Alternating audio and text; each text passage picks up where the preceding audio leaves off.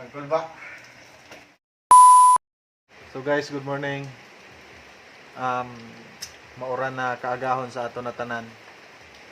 So yan na, primero ko na adlaw duty didi sa barangay namon San Antonio.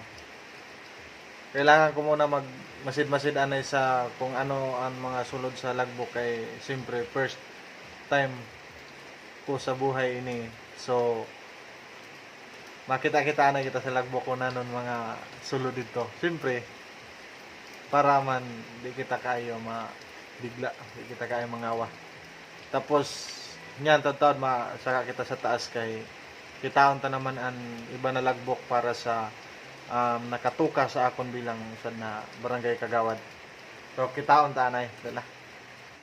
So guys, adin logbook makita kita siyempre malagbok naman diretso. Kay agol ba?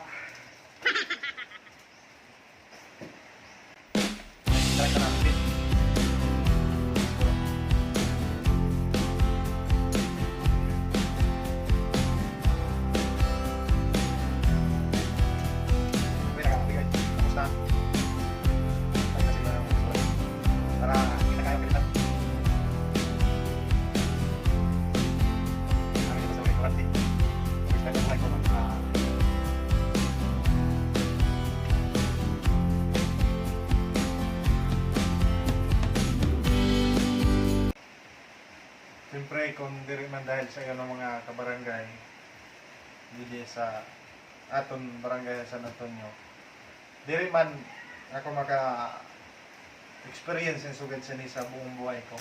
Siyempre sa inyo hali ni, salamat na damo-damo sa iyo.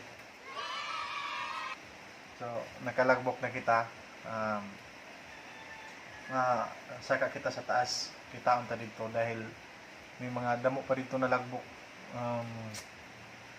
Sa tuka ko pan o bilang kagawad, nakatuka ako para sa bawsi. So kitaon tan mga lagbok yan sa bawsi para di kita kayo ignorante.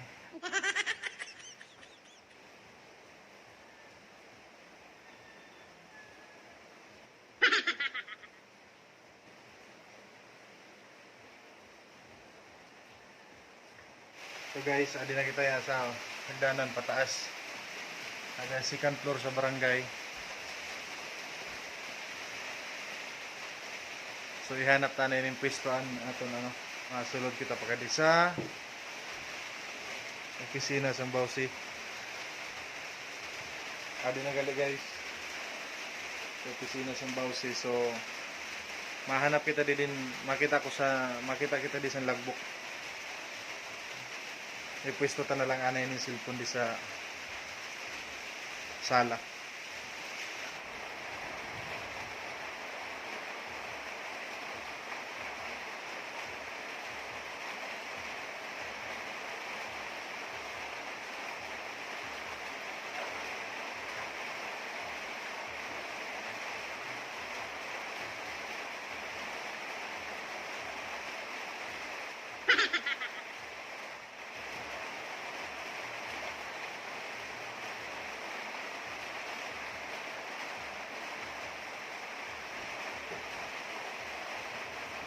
So guys, alidara ko na yung box.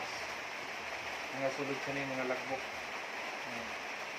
So, ayan o, kita nyo ba si confidential. So, makiusiuso kita sa ni para di kita kayo ignorante. Kasi sakali man, di kita kayo manibago kung may client na magabot.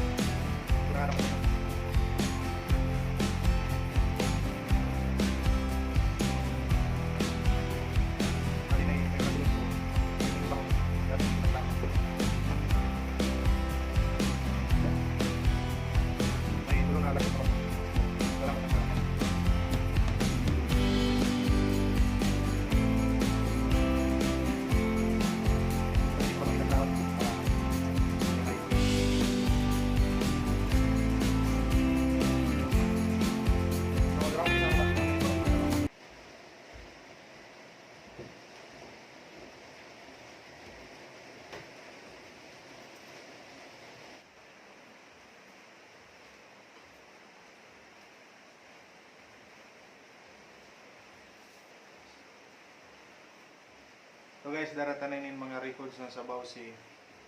So, adal-adalan tayo niya. Nganing, di kita kaya manibago. Para kung may hunga kita, hindi nagigayo. As in damo gayon. So, siyempre, mahasa naman utak na dyan eh. Yung utak na matagal nang natutulog ngayon, magigising na naman.